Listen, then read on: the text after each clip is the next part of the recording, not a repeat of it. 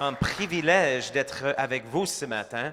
Et vous savez que c'est la première fois que mon épouse et moi, oh oui, merci beaucoup, c'est la première fois que mon épouse et moi, nous avons eu l'occasion de visiter la Maurice.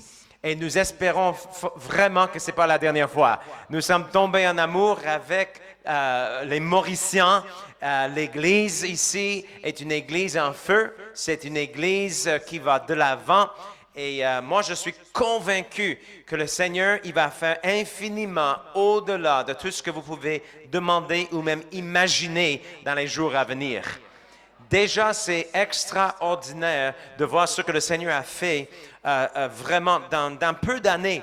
Parce que j'ai entendu un peu l'histoire du frère Cicéron qui est venu en 1967 pour vraiment commencer l'œuvre de Dieu avec les assemblées de Dieu ici à Maurice. Et c'est vraiment à la gloire de l'Éternel, à la gloire du Seigneur, tout ce qu'il a fait. C'est Jésus qui bâtit son Église et les portes du séjour de mort ne prévaudront point contre elle.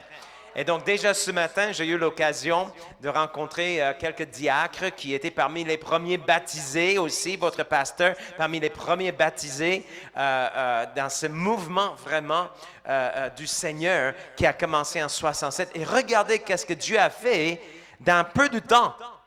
Amen. Mais est-ce que vous êtes d'accord qu'il y a encore des choses à faire à Maurice? Croyez-vous qu'il y a encore des âmes à gagner?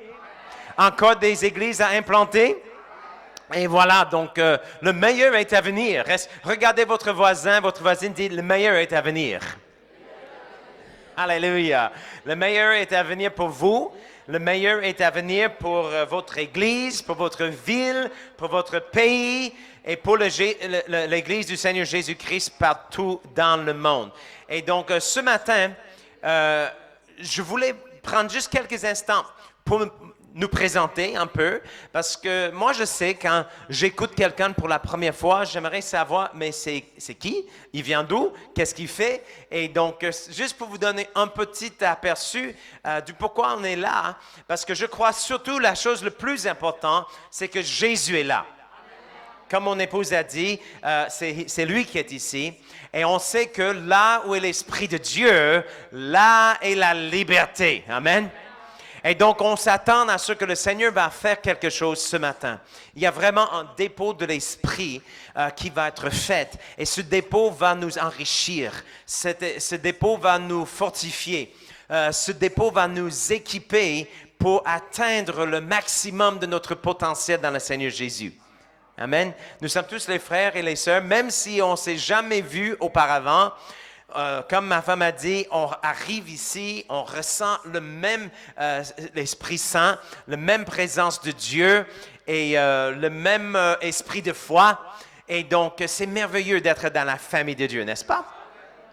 Mais mon épouse et moi, on s'est rencontrés, en fait, on avait 17 ans. Et on était très jeunes. On était encore très jeunes. Mais on avait 17 ans quand on s'est rencontrés. Et on s'est mariés, en fait, on a terminé l'école secondaire, on n'était pas dans la même ville, on était à 150 000 ou quoi, plus de 200 kilomètres de distance entre les endroits où on habitait. On est tous les deux venus au monde au Missouri, au plein centre. Comme vous êtes dans le centre, vraiment, vous êtes le cœur de l'île ici, n'est-ce pas? Et nous sommes venus au monde au centre des États-Unis.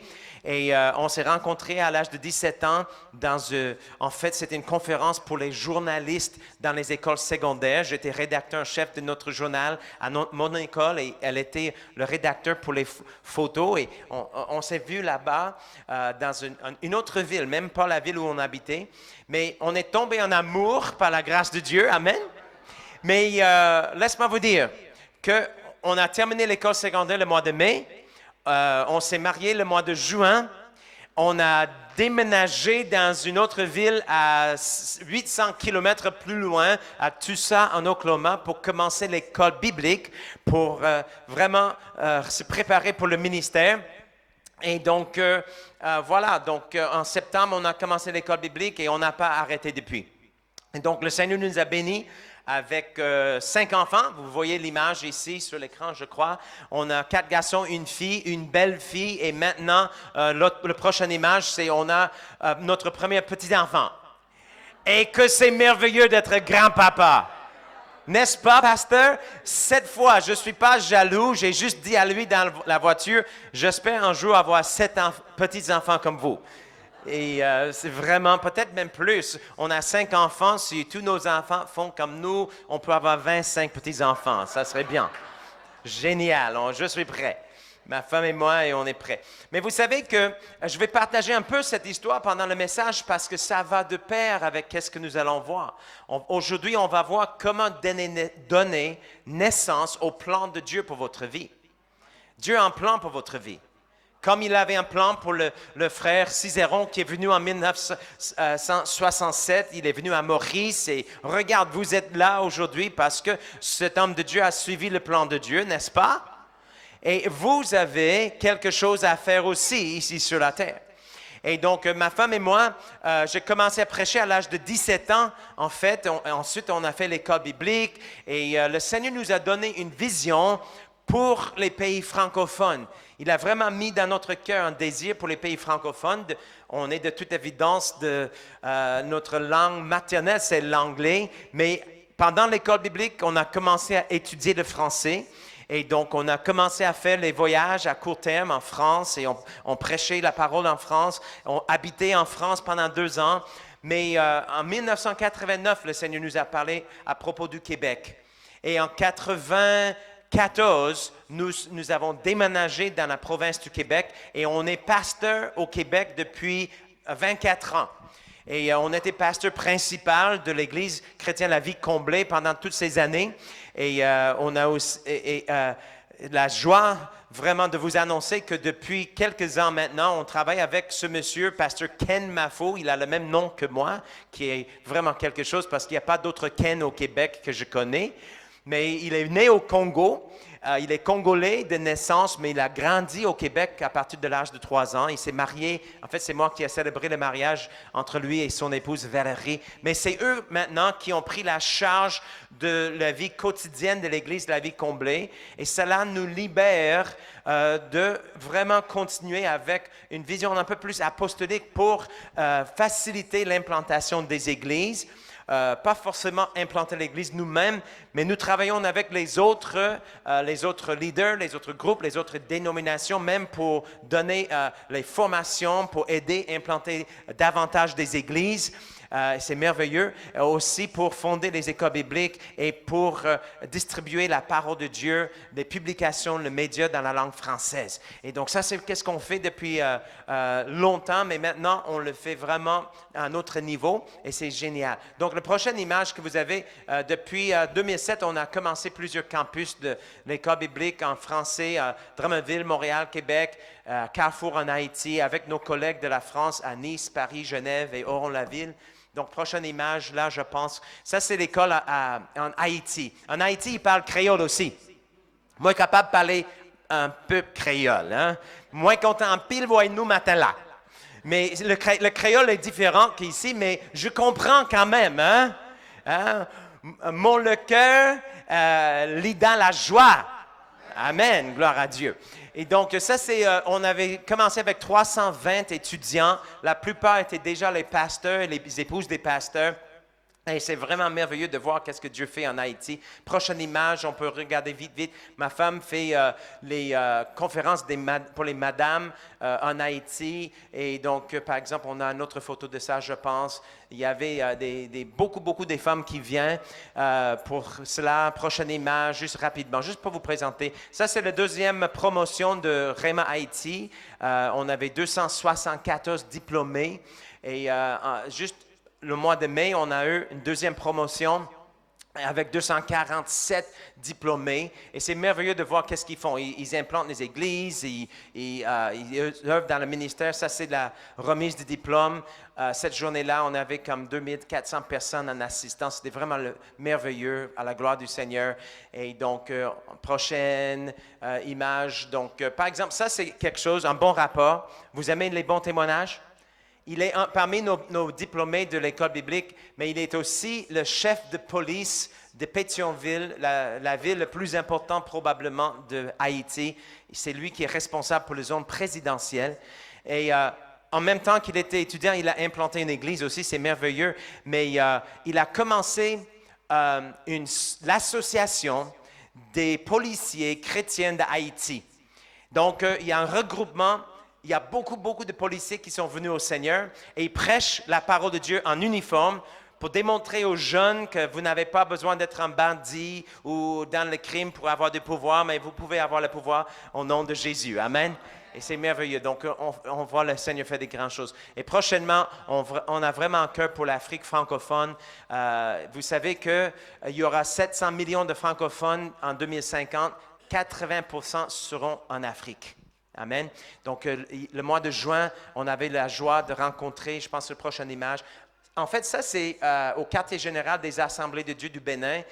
Je suis avec le président des Assemblées de Dieu du Bénin et avec 4 autres leaders de différentes dénominations.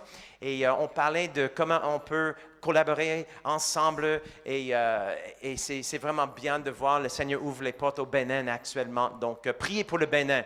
Ça, c'est la porte du non-retour au Bénin. Combien de vous avez entendu parler de ça? C'est une place triste dans un sens, c'est un monument ici, parce que quand il y avait encore de l'esclavage, les esclaves ont été amenés là, au Bénin. Ils ont été mis dans les bateaux et envoyés justement en Haïti, dans les Antilles et ailleurs pour travailler dans la canne à sucre et tout cela. Mais le Bénin, c'est le berceau aussi du vaudou. Le vaudou a pris naissance là. Donc, comme les pasteurs ont dit, ici, on a exporté l'esclavage, on a exporté le vaudou, mais maintenant, on va exporter la bonne nouvelle de Jésus-Christ. Amen? N'est-ce pas une bonne nouvelle?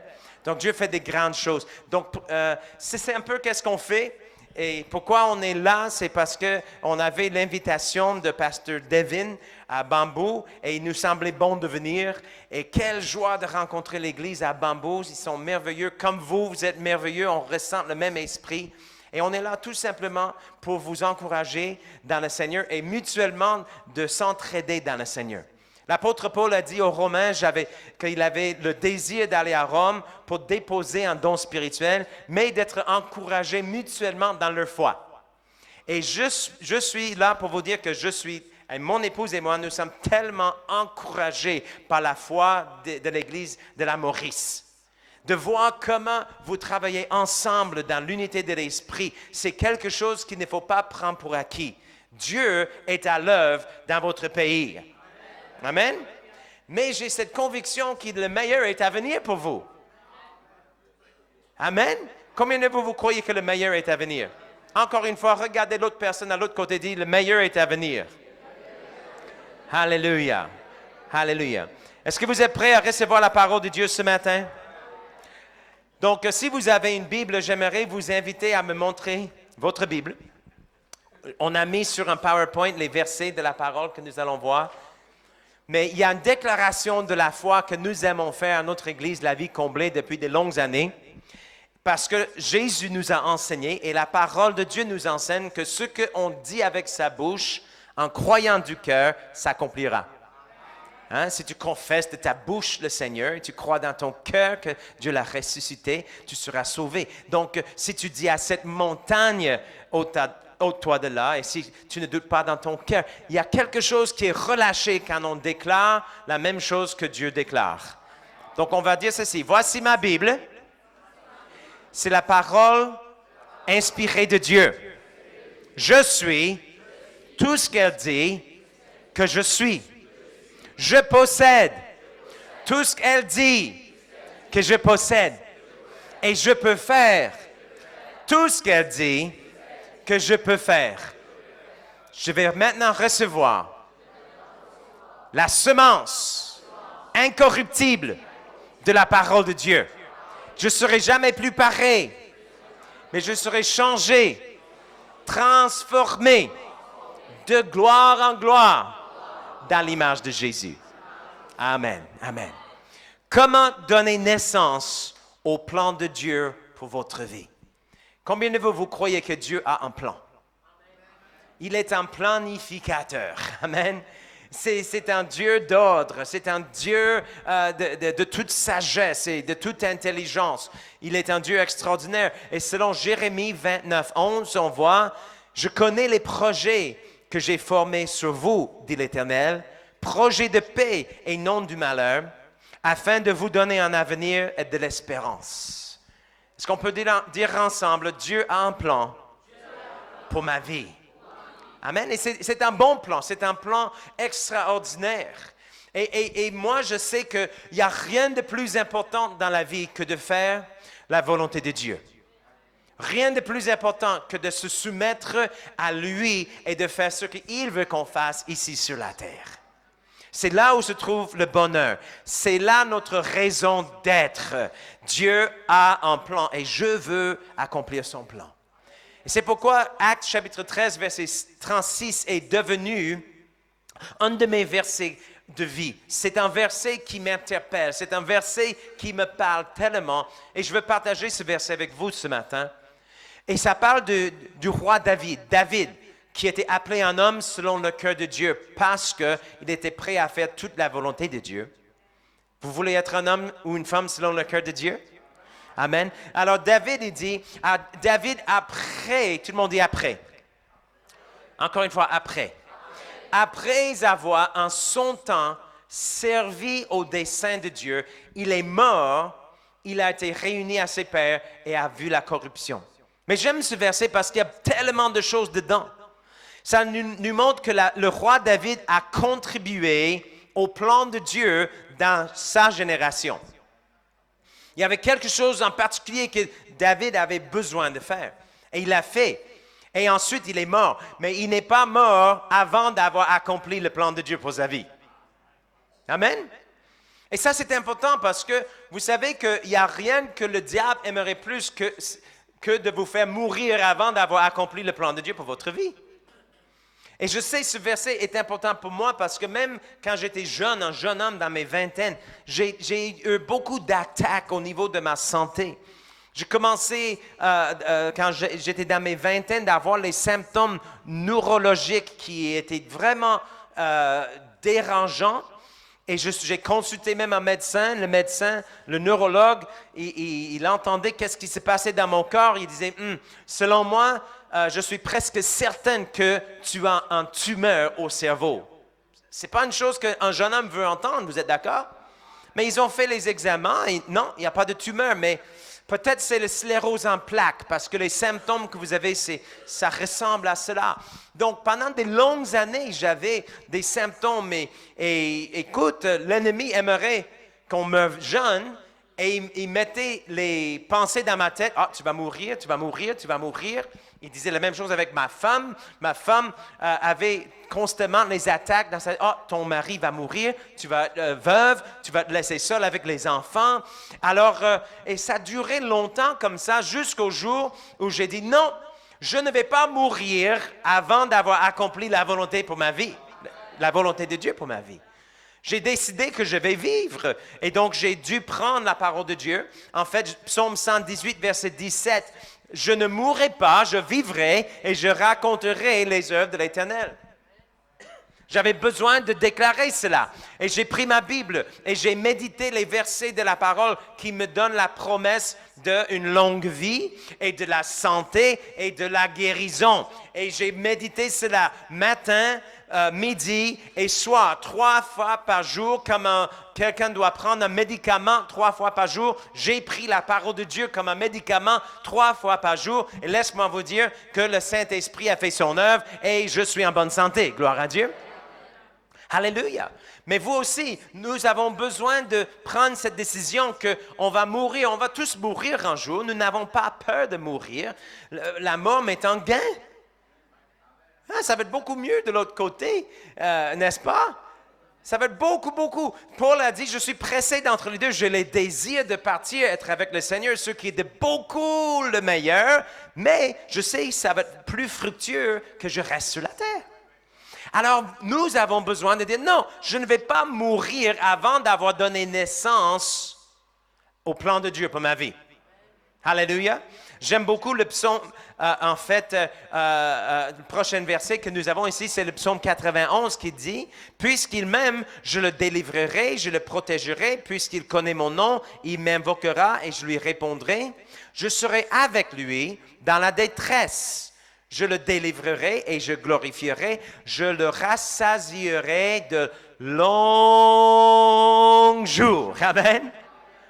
Mais ce n'est pas les longs jours pour gaspiller notre vie juste dans le plaisir et les choses banales de ce monde, mais on veut avoir une longue vie sur la terre afin de donner naissance au plan de Dieu pour notre vie et de contribuer dans notre génération à l'accomplissement de ses projets. Amen? Combien de vous voulez vivre longtemps sur la terre? Amen. Et c'est pourquoi j'avais besoin. En fait, moi, j'ai pris une décision à cette époque de ma vie que non, je ne vais pas mourir, je vais vivre. Je vais raconter les œuvres de l'Éternel. Dieu m'a donné une promesse d'une longue vie. Il y a même un verset qui dit que le nombre des jours de l'homme, c'est 120 ans. Donc, je dis, OK, moi, je vais viser 120 ans sur la terre. Hein? J'aime mieux viser haut et atteindre le 3/4 que viser 0 et atteindre le tout. Vous êtes d'accord? Hein? Donc, j'ai pris une décision. Je vais vivre et je vais faire la volonté de Dieu. Et j'ai fait quelque chose de drôle. J'ai même, il y a un site web où tu peux dessiner votre tombe. Donc, j'ai dessiné mon tombe. Voici mon nom. Je suis né en 1967, même année que le frère Cicéron est arrivé à Maurice. Et moi, j'ai projeté vivre jusqu'à 2087. OK? Mais pour moi, la date, c'est pas important parce que honnêtement, mon espérance, c'est que la trompette va sonner, Jésus va revenir et l'Église serait enlevée avant ça, j'espère. Et vous? Mais vraiment, ma conviction, c'est que je vais vivre aussi longtemps qu'il est nécessaire pour faire la volonté de Dieu. Et dans les moments quand j'avais mal dans mon corps et j'avais des symptômes qui me dérangeaient, beaucoup de douleur, beaucoup de souffrance, je commençais à chanter par la foi. J'appelais les choses qui ne sont pas comme si elles étaient déjà. Je chantais « Je vais vivre 120 ans sur la terre, je vais faire la volonté de mon Père, je vais achever sa course pour moi, en marchant par la foi, je vais vivre 120 ans sur la terre. » Amen. J'ai pris une décision. Je ne vais pas laisser le diable me tuer avec la maladie dont Jésus m'a racheté de la maladie. Amen. Par les meurtrissures de Jésus, j'ai été guéri. Je vais faire la volonté de Dieu. Amen. Parce que Dieu a un plan. J'avais cette conviction et j'ai encore cette conviction que Dieu a un plan pour ma vie. Regarde encore quelqu'un dit Dieu a un plan pour ta vie. Le psaume 139. Le psaume 139, verset 16 dit « Quand je n'étais qu'une masse informe, tes yeux me voyaient, et sur ton livre étaient tous inscrits les jours qui m'étaient destinés avant qu'aucun d'eux n'existât. » Wow, c'est quelque chose. Dieu, le créateur du monde, celui qui a projeté, je connais les projets que j'ai pour vous. Il connaît les projets, il ne les connaît pas seulement, il les a écrits déjà dans un livre. Je vais le dire encore, il a écrit déjà dans un livre tous les projets qu'il a planifiés pour votre vie. Alléluia. Dans son livre, tous vos jours sont inscrits. La parole de Dieu dit que, en fait, que toute sa parole est établie pour éternité dans les cieux. Et savez-vous que ce que nous voyons dans la Bible, les Écritures que nous avons, c'est une parole qui est inscrite dans les cieux. C'est une parole qui est établie pour toujours. Sa parole est éternelle. Amen. Et au fur et à mesure, il a révélé sa parole à ses prophètes et à ceux et celles qui ont écrit les Écritures. Nous avons maintenant à notre disposition une copie de la parole de Dieu. On peut connaître la pensée de Dieu, on peut connaître le plan de Dieu. Mais vous savez que pour votre vie personnelle, il y a aussi une parole qui est écrite dans les cieux. Mais qu'est-ce qu'on a besoin de faire? On doit recevoir cette parole et donner naissance à cette parole. Vous me suivez? Comme on voit dans le cas de Marie. Si quelqu'un a donné naissance littéralement au plan de Dieu pour sa vie, c'est bien Marie. Parce que Marie est tombée enceinte avec la parole. Au commencement était la parole était avec Dieu et la parole était Dieu. Ce mot parole-là, c'est logos. Jésus est le logos vivant. Et le mot logos veut dire aussi la parole écrite. Il y a deux mots en grec qui veulent dire parole et qui sont traduits parole. Et premièrement, c'est logos. Ça, c'est qu'est-ce que Dieu a décrit. C'est qu'est-ce que Dieu a établi. C'est la parole écrite de Dieu. Et ensuite, il y a le rhéma. Le rhéma, c'est la parole déclarée. Amen. Parole écrite, parole déclarée. Mais Jésus est le logos vivant. Et Marie avait besoin de tomber enceinte avec le logos de Dieu et donner naissance au logos de Dieu afin que vous et moi, on peut être sauvés aujourd'hui. Mais imaginez que Marie était une jeune fille juive adolescente qui s'occupait de ses affaires, qui ignorait jusqu'à un certain moment qu'elle était choisie par Dieu pour tomber enceinte par la vertu de Dieu avec le Fils de Dieu, avec le Messie. Elle s'occupait de ces choses, elle était fiancée à Joseph et je peux croire que probablement, combien de vous, mesdames, vous êtes mariés? Levez la main si vous êtes mariés. Est-ce que vous vous rappelez quand vous étiez fiancés? Oui? Avez-vous des souvenirs de cette époque de votre vie? Oui? Est-ce que vous aviez hâte de vous marier? Et peut-être vous pensiez au mariage, aux noces, qu'est-ce que nous allons manger, quel genre de robe je vais porter, qui serait dans le cortège. Vous étiez probablement préoccupés pendant quelques mois avec toutes les préparations pour le mariage. J'ose croire que c'était semblable pour Marie. Elle se préparait pour se marier avec Joseph. Mais un jour, ses plans, ses projets ont été interrompus par le plan de Dieu. Regarde bien Luc chapitre 1, verset 26.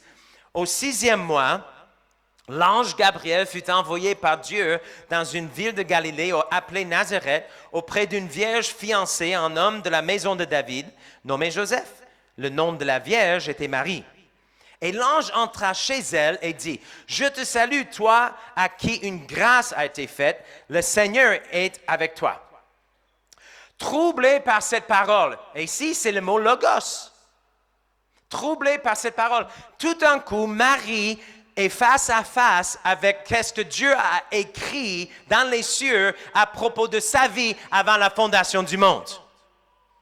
Parce qu'avant la fondation du monde, Dieu avait déjà écrit qu'une vierge tomberait enceinte. Amen. Il a révélé cela à Ésaïe le prophète. Ésaïe 7, 14, on voit cette prophétie de la vierge qui tombe enceinte et qui donne naissance au Messie. Il est fort probable que Marie a même entendu la lecture d'Ésaïe 7, 14 dans le rouleau au synagogue, mais ça passait au-dessus de sa tête. Mais aujourd'hui, dans ce verset, l'ange apparaît et tout d'un coup, elle est troublée par le logos. Elle est troublée par la parole que l'ange est en train de lui présenter. Et je peux vous dire quelque chose. Le plan de Dieu pour votre vie est beaucoup plus grand que vous pensez. Et quand vous commencez à voir ce que Dieu veut que vous fassiez, ça peut vous troubler. Comme Moïse. Quand Dieu a dit à Moïse, je veux que tu vas aller voir Pharaon, tu vas délivrer mon peuple. Et Moïse répondait, mais je ne peux pas parler trop bien. Il était troublé par cela. Moi? Amen. Mais Dieu veut faire des grandes choses en vous. Amen. Et ça peut vous troubler, mais bonne nouvelle, on va voir que vous êtes capable si Dieu veut. Amen.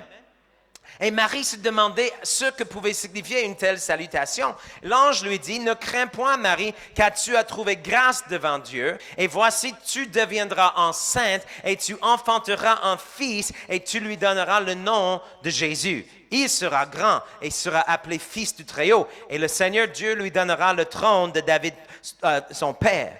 Il régnera sur la maison de Jacob éternellement et son règne n'aura point de fin. » Verset 34. Marie dit à l'ange, « Mais comment cela se fera-t-il puisque je ne connais point d'homme? » Bonne question. Et vous allez peut-être poser la question aussi.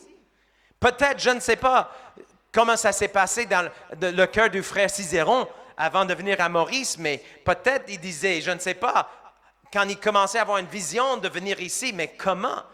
Quand le Seigneur nous a demandé de commencer à faire du ministère en français, laisse-moi vous dire, comment? Je ne parle pas français.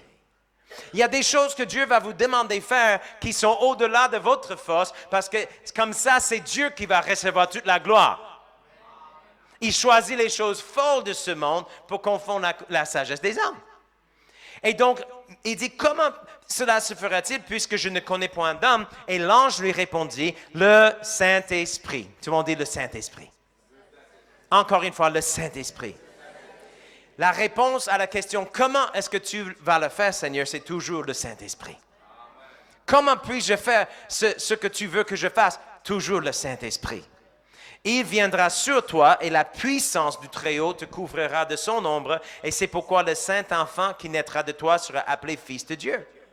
Donc elle a demandé, elle avait besoin d'une révélation de comment est-ce que ça peut être, et Dieu lui a donné une révélation parce que l'ange a déclaré le Logos. Le Logos est devenu un rhéma pour elle parce que l'ange a déclaré cela. Et dit, voici Élisabeth, ta parente a conçu, elle aussi, un fils en sa vieillesse, et celle qui était appelée stérile est dans son 6e mois. Verset 37. Car rien n'est impossible à Dieu. Est-ce qu'on peut le dire ensemble? Rien n'est impossible à Dieu. Quelque chose d'intéressant. Le mot rien en grec, c'est le mot rhéma. Un autre mot, littéralement, aucune parole déclarée par Dieu, aucune parole déclarée par Dieu est sans pouvoir d'accomplissement. Si Dieu l'a dit, il peut le faire. Amen. Et donc, le Logos qui était écrit dans les cieux pour Marie ne pouvait pas se manifester avant que ce Logos devienne un rhéma dans son cœur. La Bible dit en Romains 10, 17, la foi vient de ce qu'on entend, et ce qu'on entend vient du rhéma de Dieu, de la parole déclarée. Ce n'est pas assez juste de lire la parole. Le Logos ne suffit pas. On a besoin des deux. On a besoin d'avoir la parole écrite, mais on a besoin d'une révélation. Elle a eu une révélation. Dieu lui a révélé que c'est toi, la personne dont je parlais en Ésaïe 7,14, c'est toi la femme, c'est toi la vierge qui va tomber enceinte. Alléluia. Et à ce moment-là, Marie avait un choix à faire. Elle pourrait rejeter cette parole, où elle pouvait recevoir la parole. Mais heureusement, après la révélation, elle a eu une réception, elle a reçu la parole. Et c'était vraiment un acte de courage, parce que tomber enceinte en Israël, à cette époque, sans être mariée, qu'est-ce que Joseph va dire? Qu'est-ce que mes parents vont dire? Qu'est-ce que les gens à la synagogue vont faire? Est-ce qu'ils vont me lapider? Est-ce que je vais être exclu du synagogue? Est-ce que ma vie va être détruite? C'était vraiment un acte de courage. Mais regarde bien sa réponse, elle a dit, Marie dit, je suis la servante du Seigneur, qu'il me soit fait selon ta parole. Et l'ange la quitta. Qu'il me soit fait selon le rhéma. Est-ce qu'on peut dire ensemble, qu'il me soit fait selon ta parole? Donc il y avait une révélation, il y avait une réception. Alléluia. Et ensuite, elle a fait quelque chose de vraiment important. On parle de comment donner naissance au plan de Dieu pour notre vie. Dans ce même temps, Marie se leva et s'en alla en hâte vers les montagnes dans une ville de Juda. Elle entra dans la maison de Zacharie et salua Élisabeth. Dès qu'Élisabeth entendit la salutation de Marie, son enfant tressaillit dans son sein et elle fut remplie du Saint-Esprit. Quelle sagesse que Marie a eue! Au lieu de se cacher, au lieu de passer du temps avec les incrédules, elle a dit, je sais, j'ai eu une révélation. Elle a eu aussi la réception qu'il me soit fait. Et donc, elle est allée cultiver une relation avec quelqu'un de la foi, avec sa cousine qui était aussi en train de vivre quelque chose de miraculeux. Dieu a donné le pouvoir à Élisabeth de donner naissance à Jean-Baptiste, même dans sa vieillesse. Et là, je vois l'importance de l'Église. Amen. Je vois comme vous et moi, nous avons besoin de se tenir avec les autres croyants, avec les frères et les sœurs qui croient que tout est possible à celui qui croit. Amen. On peut pas donner naissance au plan de Dieu pour notre vie tout seul. Dieu agit toujours avec l'Église locale. Et Dieu a besoin de vous mettre dans une église comme cette église ici qui va vous fortifier, qui va vous édifier, qui va vous encourager. Amen. Donc, on voit ces trois choses qui sont tellement importantes. Révélation, réception et relation. Est-ce qu'on peut le dire ensemble? Révélation, réception, relation. Elle a eu la révélation de la volonté de Dieu pour sa vie. Elle a reçu la parole de Dieu et elle a cultivé les relations. Ça, c'est vraiment le contexte dans lequel on donne naissance au plan de Dieu. Amen. Mais pour nous, ici, en 2018, on ne peut pas attendre qu'un ange vienne nous visiter. Est-ce que les anges nous visitent encore aujourd'hui? Ça peut arriver. OK? Moi, je crois qu'il y a des anges qui sont à l'œuvre aujourd'hui. Et vous? Mais nous ne prions pas les anges, nous ne mettons pas notre foi dans les anges, nous avons la parole de Dieu, amen, et nous avons le Saint-Esprit qui est en nous. Nous avons une nouvelle alliance, ce que Marie n'avait pas, amen. Et vous et moi, nous n'avons pas besoin d'attendre la visite d'un ange. Je vais vous dire quelque chose. J'ai 51 ans, je suis devenu chrétienne à 10 ans, donc c'est-à-dire 41 ans de vie chrétienne. Un peu moins que j'ai rencontré un frère ce matin, un de vos diacres, qui ça fait encore plus longtemps que cela aussi. Et donc, mais dans toutes ces années de ma vie chrétienne, j'ai jamais vu un ange une seule fois. Hein? Mais je marche par la foi, amen, et non par la vue. Et vous? Si vous voyez un ange, tant mieux, si c'est vraiment de Dieu. Mais faites attention parce qu'il y a aussi des anges de lumière, amen. Et c'est pourquoi on ne cherche pas ça. Mais qu'est-ce que j'aime, c'est Éphésiens chapitre 2, 10. Comment appliquer cela dans le contexte du Nouveau Testament? Je vais vous laisser juste avec 3 pensées aujourd'hui, très pratiques, très terre-à-terre, qui vont vous aider en 2018 à donner naissance au plan de Dieu pour votre vie. Ça vous intéresse? En Éphésiens 2, 10, il dit « Ce que nous sommes, nous le devons à Dieu. » Il nous a recréés en Christ pour nous faire accomplir dans la communion avec lui les bonnes actions qu'il a préparées depuis longtemps pour nous. Hein? Dans le Louis II, il dit, nous sommes son ouvrage et on a été créés en Jésus-Christ pour de bonnes œuvres. On va le dire, je suis créé en Christ pour des bonnes œuvres. Encore une fois, je suis créé en Jésus-Christ pour des bonnes œuvres. N'est-ce pas merveilleux que Dieu a déjà écrit dans les cieux des bonnes œuvres que vous êtes appelés à faire? Comme il a écrit dans les cieux que Marie devait tomber enceinte avec le Fils de Dieu, il a écrit des choses à propos de vous et à propos de moi. Moi, je peux croire de tout mon cœur parce que nous voyons le fruit aujourd'hui. Et laisse-moi vous dire, je reste émerveillé de voir qu'est-ce que Dieu fait dans les assemblées de Dieu ici à Maurice. Moi, je peux croire que Dieu avait écrit dans les cieux un plan pour Frère Cicéron qui est venu ici en 67. Il avait un plan pour Pasteur Willie aussi, écrit dans les cieux. C'est pas pour rien qu'il est votre pasteur, c'est parce que c'est le plan de Dieu. Amen. Alléluia. Il était aussi pasteur dans le Nord, je crois, et dans d'autres endroits. Et cette Église a donné naissance à d'autres églises. Et voilà, si nous faisons qu'est-ce que Dieu nous demande de faire, ça va toujours affecter les gens dans notre entourage. Et ça fait boule de... Je commence à dire boule de neige. Est-ce que vous comprenez l'expression boule de neige? Hein? Combien de vous avez déjà vu la neige? Pas beaucoup, j'imagine. Il y en a qui ont vu la neige. Mais au Québec, on a beaucoup de neige. À partir du mois de novembre, il commence à tomber.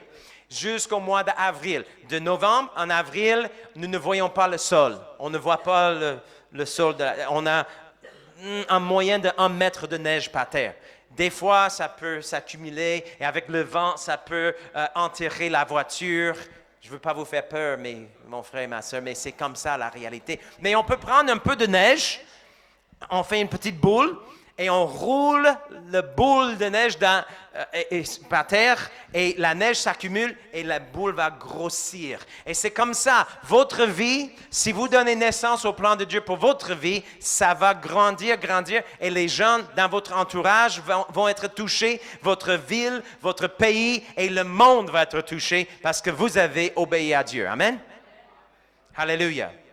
Mais remarque bien la fin d'Éphésiens 2:10 dans la version Parole vivante. Il dit, voilà la vie conforme à la volonté de Dieu, celle pour laquelle il a tout arrangé d'avance. Il a préparé notre chemin afin que nous n'ayons plus qu'à y marcher. Moi, j'aime ça. Dieu a un plan. Je connais les projets que j'ai formés sur vous. Et on peut suivre notre plan ou on peut suivre son plan. Marie aurait pu dire, non, je ne veux pas tomber enceinte par la vertu de Dieu. Ils vont me tuer. Joseph va me rejeter. Et c'était presque ça, n'est-ce pas? Joseph voulait vraiment dire, bon, c'est pas bon. Marie n'était pas trop sage, elle était enceinte.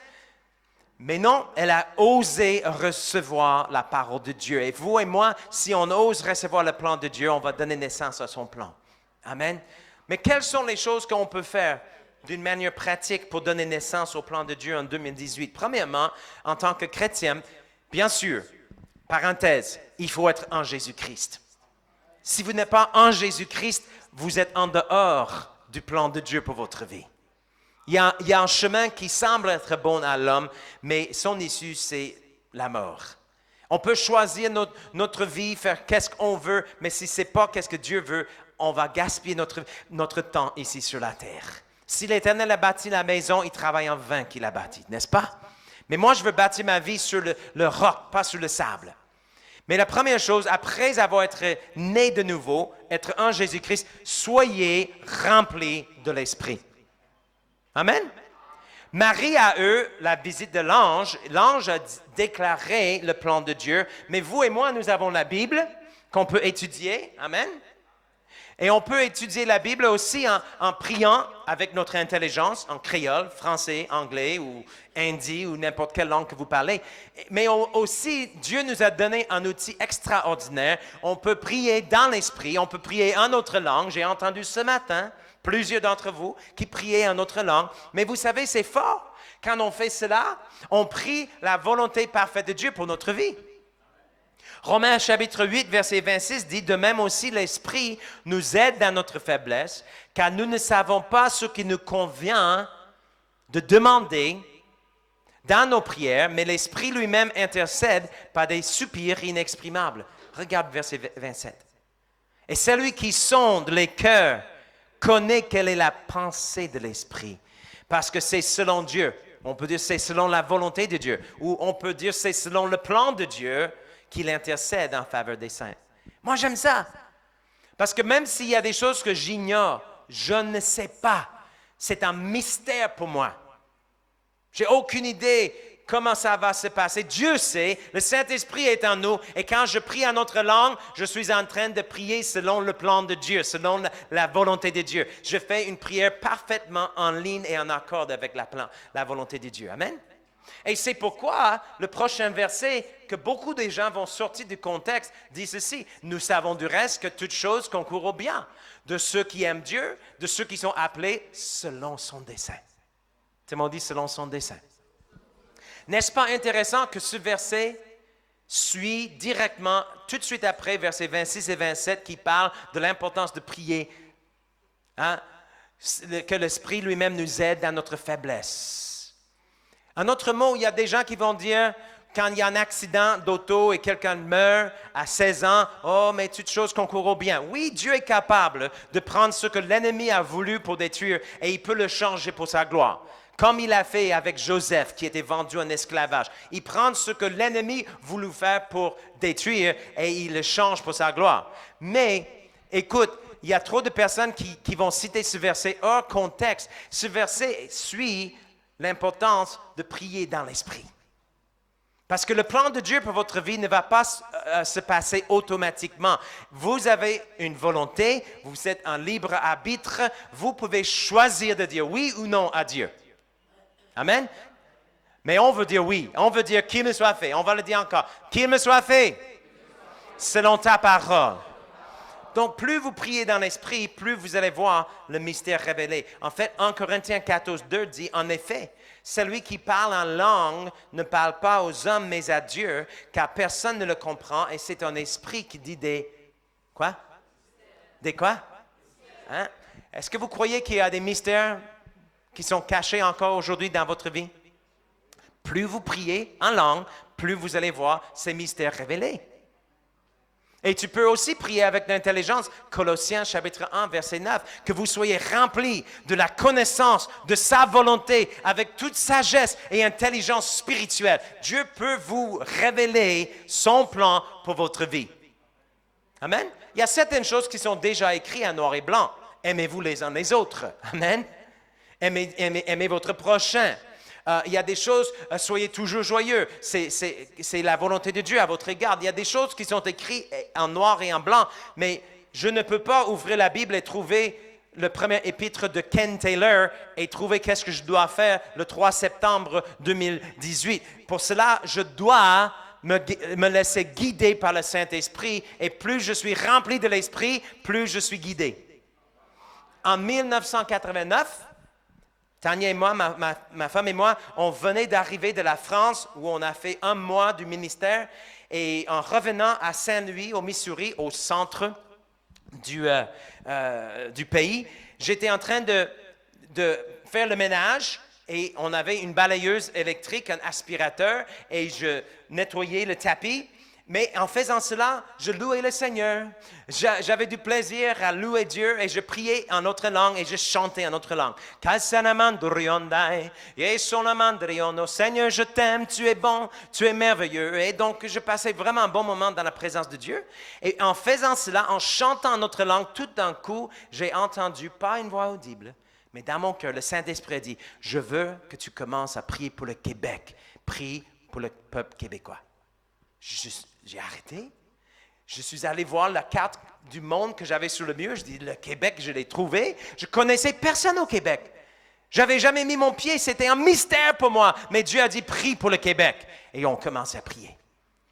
1 mois plus tard, j'ai rencontré quelqu'un du Québec pour la première fois. Et pendant une réunion, là où on faisait l'école biblique, le Seigneur m'a dit, je veux que tu commences une école vraiment au Québec. 17 ans plus tard, on a commencé l'école. Amen. Des fois, ça prend du temps. Mais on est allé avant pour s'installer, pour commencer à être pasteur. Mais juste pour dire qu'à cette époque, c'était un mystère que ma destinée était liée avec le peuple québécois. Aujourd'hui, depuis 24 ans, on est au Québec. Mon fils est marié avec une Québécoise qui ne parle même pas anglais. J'ai une petite fille qui a l'ADN québécoise. Nos gènes sont mélangés maintenant avec le Québec pour toujours. Notre postérité est liée avec le peuple québécois. Mais c'était un mystère pour moi en 89. Qu'est-ce que le Seigneur veut faire dans votre vie qui est un mystère aujourd'hui? Vous avez besoin de prier en langue. Chantez en langue et laissez le Saint-Esprit vous révéler cela. Ça, c'est la première chose. Soyez remplis de l'Esprit. Mais la deuxième chose, soyez émus de compassion. Soyez émus de compassion. Pourquoi? Parce que Dieu est amour. Je connais les projets que j'ai formés sur vous. Les projets de paix et non de malheur. Les projets de shalom, paix. Ça, c'est rien de brisé, rien qui manque. Dieu est un Dieu d'amour. Amen. Et quand on voit Jésus en train de faire les signes, les miracles et les prodiges, souvent c'est quand il était ému de compassion. Matthieu chapitre 9, verset 36. Voyant la foule, il fut quoi? Ému de compassion pour elle. Pourquoi? Parce qu'elle était languissante et abattue comme des brebis qui n'ont point de berger. Donc, si tu veux faire la volonté de Dieu ici sur la terre, soyez remplis de l'Esprit et de la parole, bien entendu, parce que l'Esprit et la parole vont de pair. Amen. Mais si vous êtes remplis de la parole, remplis de l'Esprit, et vous êtes ému de compassion, le Dieu d'amour va se manifester dans votre vie pour faire des choses extraordinaires. Donc, je vous encourage, levez les yeux. Je remercie le Seigneur pour les 140 églises des Assemblées de Dieu à Maurice. Mais combien de vous savez qu'il y a encore des personnes à gagner à Jésus-Christ? Donc, levez les yeux. Regardez les gens qui ne sont pas encore dans le Seigneur. Et laissez l'amour de Dieu vous émouvoir. Et vous allez voir des choses extraordinaires se passer. J'ai appris cela vraiment d'une manière formidable dans les années 80. C'était 1992. Ma femme et moi, on prêchait en France. Et on était dans une voiture, on traversait la campagne pour aller dans une église où on prêchait, chez un pasteur. Et nous avons dû arrêter pour mettre de l'essence dans la voiture. Mais juste avant d'arrêter, j'ai regardé, il y avait un champ à côté de la route et c'était rempli des caravanes avec des gitanes. Et un camp de gitanes qui était là, beaucoup de caravanes.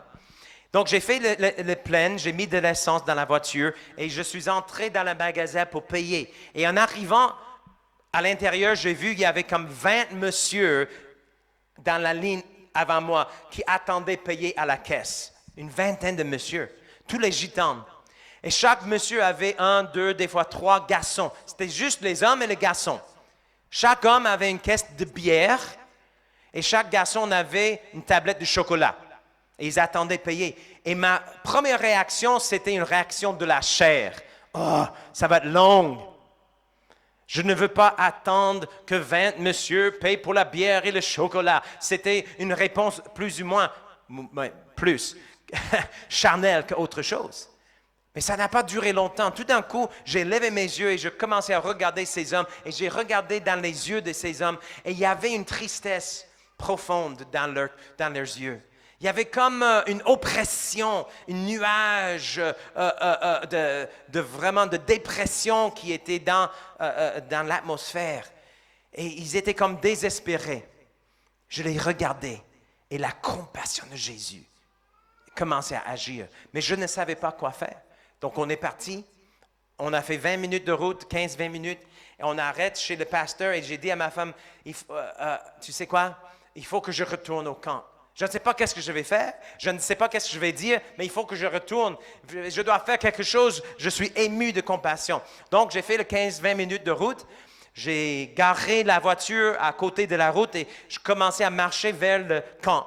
Il y avait 2 jeunes hommes dans les vingtaines qui m'ont rencontré. « Qu'est-ce que vous faites ici? » Je dis, « Écoute, vous allez peut-être trouver cela drôle, mais j'ai vu plusieurs d'entre vous il n'y a pas longtemps et mon cœur, je suis chrétien, j'aime le Seigneur Jésus et je voulais tout simplement vous dire que Dieu vous aime et il a un bon plan pour votre vie. » C'est tout ce que j'ai pu dire.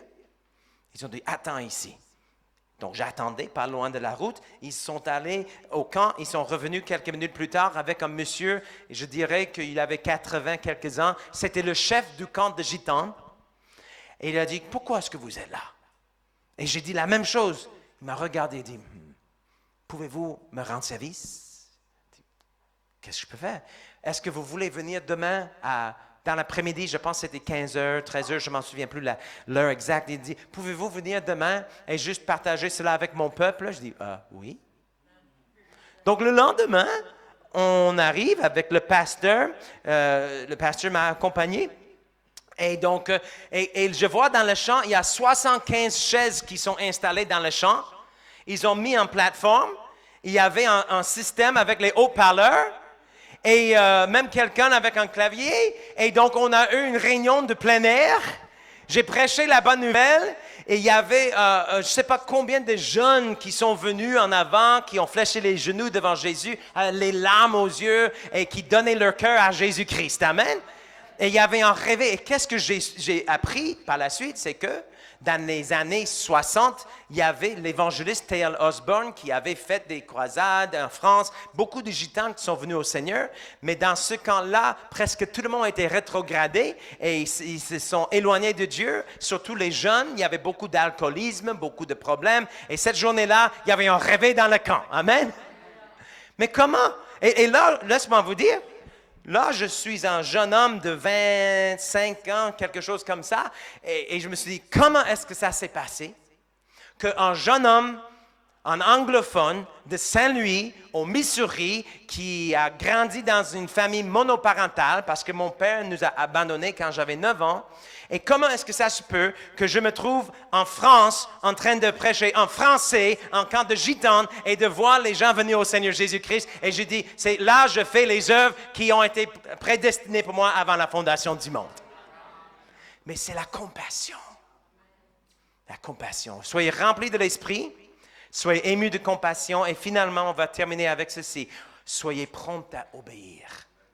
Soyez prompt à obéir.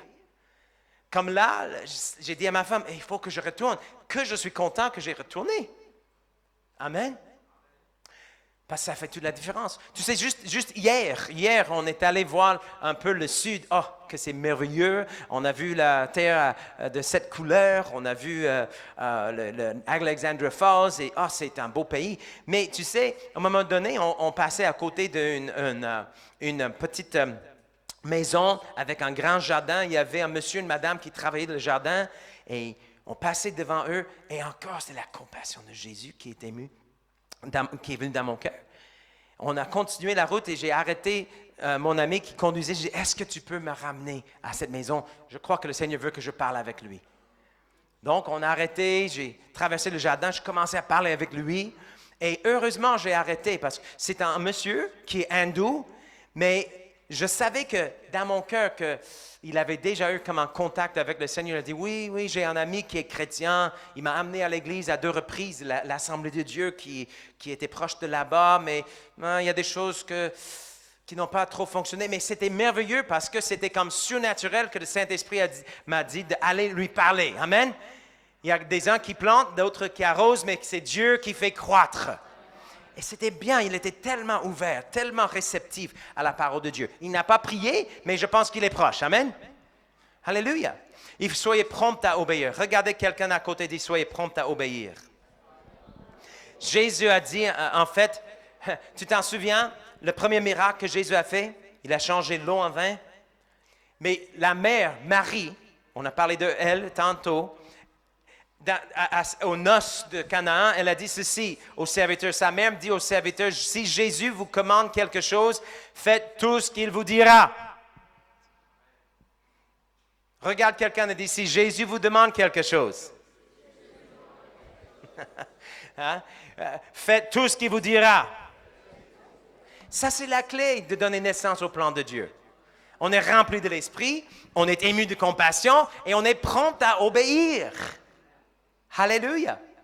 Il y a bien des années, je ne sais pas, une quinzaine d'années probablement, mon épouse et moi, on prêchait dans une église en Virginie. C'était une conférence missionnaire. Il y avait 2-3 missionnaires, y compris ma femme et moi, qui prêchaient pendant quelques jours. Et on était rendus aux 2e ou 3e journée de la conférence. Mais un matin, je me lève, je m'habille pour me préparer pour aller à l'église. Et j'ai ressenti dans mon cœur une petite voix tranquille, le témoignage intérieur qui disait « Mets une cravate ce matin ». Et jusqu'à présent, là, il n'y avait personne, ni le pasteur, ni les autres invités qui portaient une cravate. Il y avait une veste, mais sans cravate. Et je me suis dit, je ne veux pas mettre une cravate, je serai le seul prédicateur avec une cravate.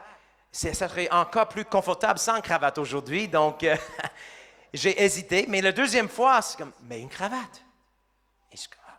Et la troisième fois, quand ce n'était pas une voix audible, mais c'est juste un témoignage intérieur, mais une cravate. Et donc, Seigneur, est-ce que tu es en train de me parler? Et j'ai ressenti dans mon cœur que le Seigneur me demandait de mettre une cravate. Et faisons attention. Je ne prie pas à tous les jours pour tous les tout petits détails de ma vie. Seigneur, est-ce que tu veux que je mange du fruit ce matin? Ou est-ce que tu veux que je mange des céréales ce matin? Ou Seigneur, est-ce qu'on va manger indien ou chinois ou mauricien? Mais je crois que marchez dans l'amour, aimez Dieu, aimez votre prochain et prenez des bonnes décisions et ça va aller, OK?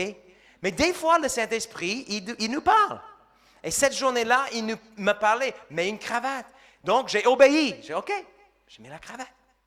Donc, on part pour l'église. Mais avant d'arrêter à l'église, on a dû arrêter au centre commercial pour chercher quelque chose que j'ai oublié c'était quoi. Mais c'était un magasin comme Monoprix, Walmart. Donc, on arrête à Walmart. Et moi, ma femme reste dans la voiture. Je vais rapidement à Walmart et je marche assez rapidement parce que j'ai besoin de chercher quelque chose, repartir pour l'église. Mais en marchant, j'ai entendu en arrière de moi, « Monsieur, excusez-moi. » J'arrête, je tourne et il y a un jeune homme, 20 quelques ans, je dirais. Il se tient là, en arrière de moi. Il dit, « Est-ce que vous pouvez m'aider, monsieur. Pouvez-vous me rendre service? Peut-être. Mais il est là avec une cravate dans les mains. Et il dit, j'ai vu que vous portez une cravate. Et aujourd'hui, c'est le service funéraire pour mon grand-père. J'ai besoin de mettre une cravate, mais je ne sais pas comment faire le nœud. Est-ce que vous pouvez accepter de me montrer comment faire le nœud pour la cravate? Et je dis, ah oui. Et dès qu'il a dit cela, je savais, c'est une autre de ces bonnes œuvres que Dieu a préparées avant la fondation du monde. Et là, on commence à être excité. Amen. Mais j'ai pris le jeune homme devant le miroir, je lui ai montré comment faire le nœud et il commence à ouvrir son cœur. Il disait, oh oui, mon grand-père et moi, et on était proches, je l'aimais tellement, il va me manquer tellement. Il pleurait. Je ne sais pas comment je vais faire sans avoir mon grand-papa dans ma vie. Et donc, j'ai été capable de parler de Jésus, de la vie éternelle et de l'espérance que nous avons en lui. Il était soulagé, il était content d'entendre cela. Et donc, il a arrêté une minute et dit, est-ce que je peux oser vous demander un grand service? Peut-être, il faut faire attention quand quelqu'un vous demande ça, parce qu'on ne sait pas qu'est-ce qu'ils vont demander. Mais je dis, oui, mais peut-être, oui, qu'est-ce que vous voulez? Il a dit, est-ce que vous me ferez l'honneur de venir cet après-midi et d'assister au service funéraire de mon grand-père? Je dis, ben oui, ça me ferait plaisir. Donc, il m'a donné le nom de la place et l'heure. J'arrive à l'église, j'ai dit au pasteur, « Hey, pasteur, je suis invité en service funéraire. Mais je suis dans une ville étrangère, je ne connais personne, je ne connais pas la place. » Je dis, il m'a donné l'adresse, mais je ne sais pas du tout où se trouve cet endroit. Il a dit, « Pas grave, je vais vous accompagner, je vais vous amener. » Donc, on arrive l'après-midi, moi et le pasteur. Et le jeune homme est dehors, devant la porte, dans le parking.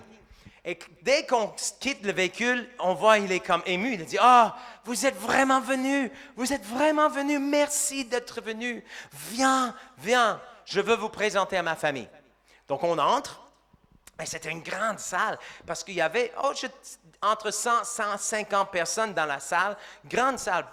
Je connais personne. Et il interrompt tout le monde, il dit, « Excusez-moi tout le monde, je veux vous présenter un nouveau ami. » Ici, c'est M. Ken Taylor, il est un pasteur.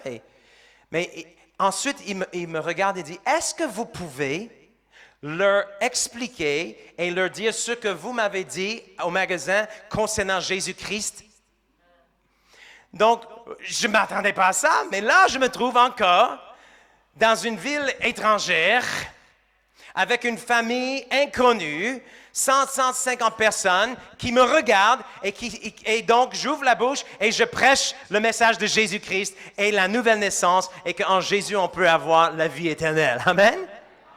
Ça, laisse-moi vous dire, ça c'était miraculeux. Vous êtes d'accord? Mais ça a commencé comment? Avec une petite acte d'obéissance. J'ai mis une cravate. Si je n'aurais pas mis la cravate, je n'aurais pas eu l'occasion de prêcher à 100 personnes cette journée-là. Amen. Soyez remplis de l'Esprit. Soyez émus de compassion. Soyez prompts à obéir. Si vous vous promenez aujourd'hui et vous avez quelque chose qui vous interpelle, qui dit « Va parler avec une telle ». Vous payez pour votre repas, vous allez au marché, il y a quelqu'un, et le Saint-Esprit dit « Donne un petit don à une telle personne » ou donne une petite parole d'encouragement. Invite une telle à l'église. Soyez prompt à obéir et vous allez donner naissance au plan de Dieu pour votre vie. Amen. Alléluia. Moi, j'aimerais qu'on se lève ce matin et prier ensemble. Alléluia. Alléluia. Merci, Père Céleste. Je ne sais pas si on peut peut-être avoir un peu de musique douce pour mettre juste un peu d'ambiance pour honorer la présence du Seigneur ce matin. Combien de vous voulez donner naissance au plan de Dieu pour votre vie? Moi, je suis convaincu que votre vie est aussi importante